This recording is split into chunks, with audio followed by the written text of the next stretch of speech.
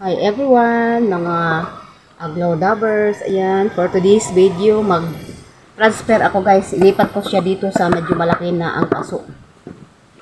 Since na-uproot ko na siya, ito yung aking suksum kasi kagabi may buyer ako. Ayan, ginabi kami. Ililipat ko na lang siya dito sa malaking pots. Yung aking suksum.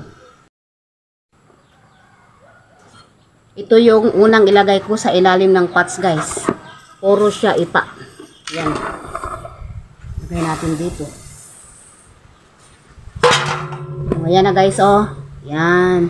Tapos, isunod ko yung aking potting mix na rice hull at saka kukupit. 70% na rice hull at saka 30% na kukupit. Guys. Lagay natin. Sunod na natin siya.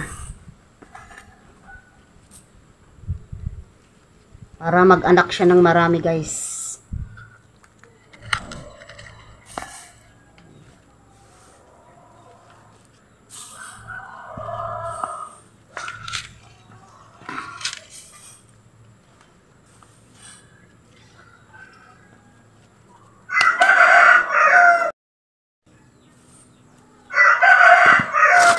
Siyempre, hindi ito mawawala guys. Yung aking fertilizer.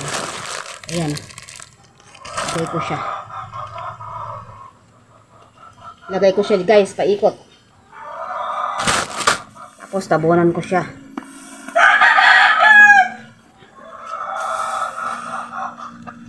Ayan na guys. Yung aking suksum. Ayan lang guys. Transfer ko siya.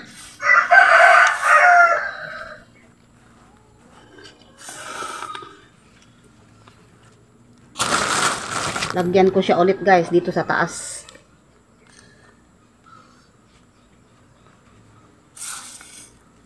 Kunin ko na naman siya ulit. Ayan.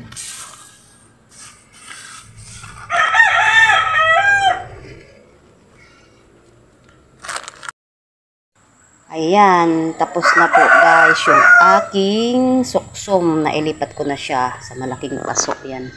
Ayan yung dati niyang patch. Ayan lang po for today's video guys. Thank you for watching. Follow for more. Pasya na rin po. Thank you very much. Bye-bye.